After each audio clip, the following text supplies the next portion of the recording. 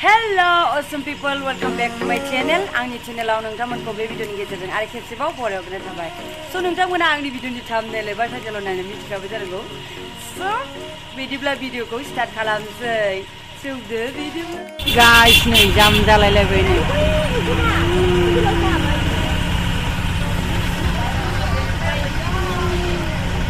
जाम जालायलायबाय। आरो नै ओरैबो। नै साइकेलजों सिन्थाय फैदों नै।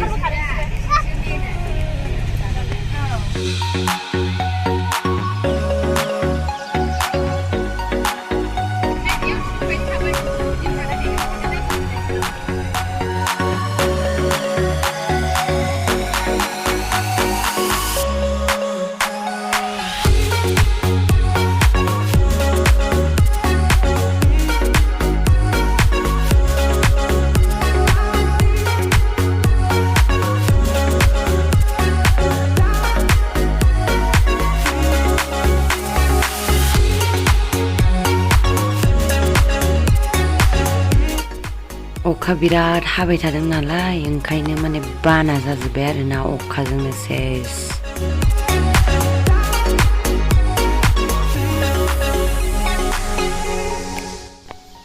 ओरैबायदि मानसिखा आरोना बाब गारिफ्राबो माने दोननो जायगा गैलायि। दिनै 15 आगस्टबो जाहैबाय नालाय।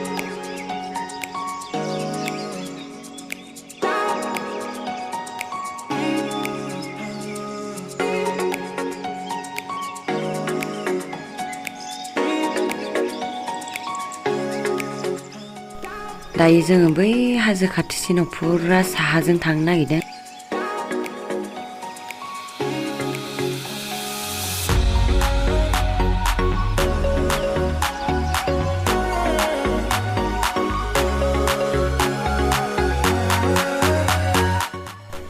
मोनफैबाय नै जाय जायगायाव फैदों जोङो बेयाव मोनफैबाय, गारिनिफ्राय ओंखारबाय। ओमफ्राय अखा फ्रि फ्रि हादों आरोना, अखाया एसे बारा हासिगोन माने। ओंखायनो जोङो बे मोनसे दखानाव गामिनि सासे मा होनो दखान होफैदों नालाय, स' बेयावनो दसे थाहैथ'नोसै, ओमफ्राय अखाया एसे गारबा बेरायहैनोसै।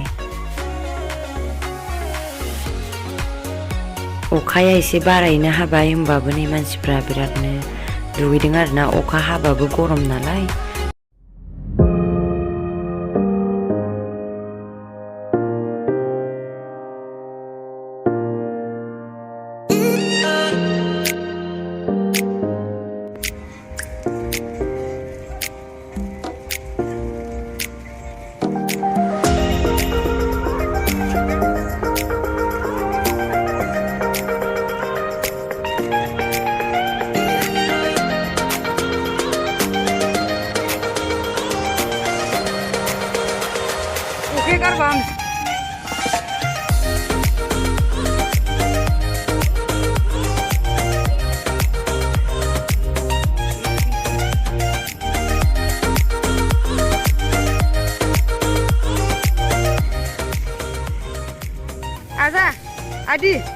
Adi, deh musa deh.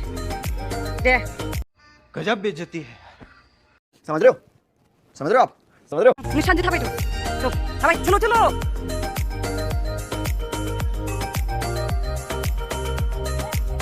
ओइ हाब्रु दङ दे।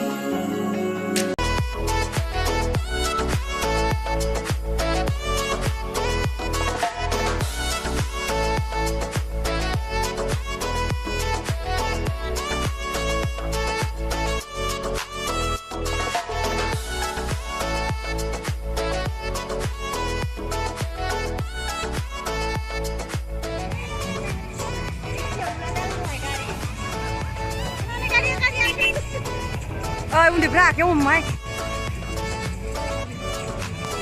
वा हे दसे बेदर मोदोमगोन दा अमा रानि फैबाय अमा रानि जानांगौ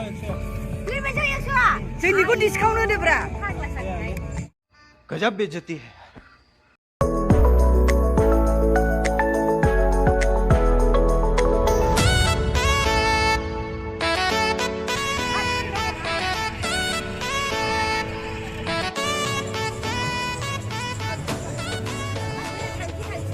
हनै मालाय मायाव मायाव फट' लादों फैया दियां आखायाव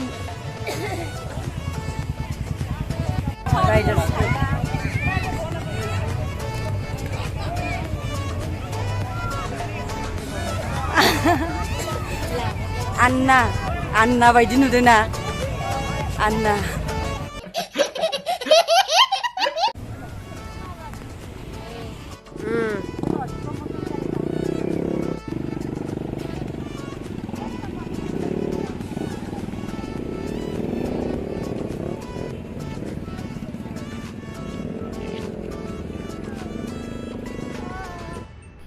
लामाया दै गोंजाङा जुथा गाननानै थांदों ओमफ्राय आरो आजाखौबो बानानै फुरा जुथायानो सिजोबखादों आंना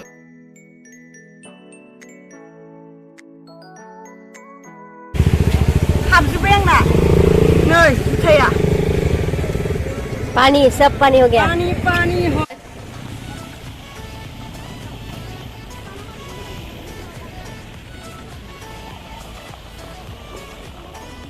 दै खाहनै बै जिङावबो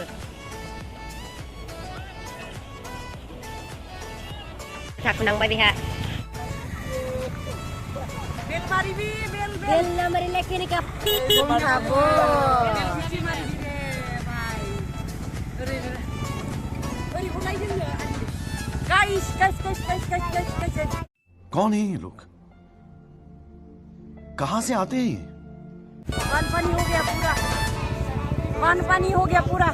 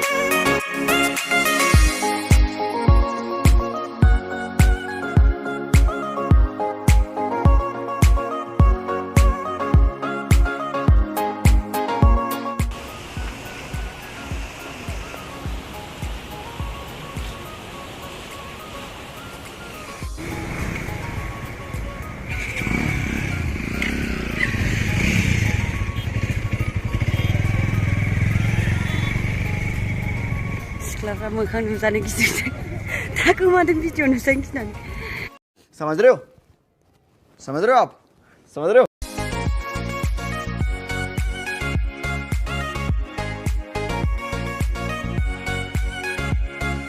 ओयाव थ' एसे माबा फट' लायनोसै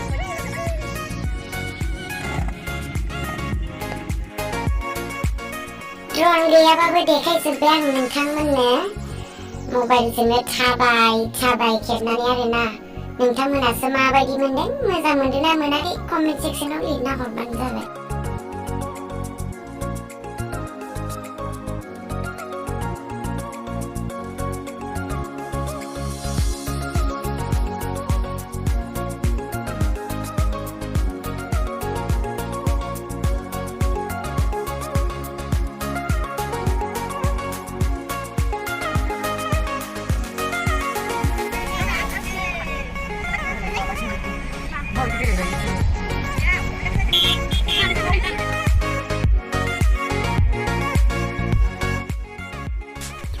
थांफिनसै जोंहा दायो बेरायखांजोब्बाय ओमफ्राय गथ'फोरबो लाना फैदों नालाय मोनाबायबो स' दायो थांफिनगासिनो नै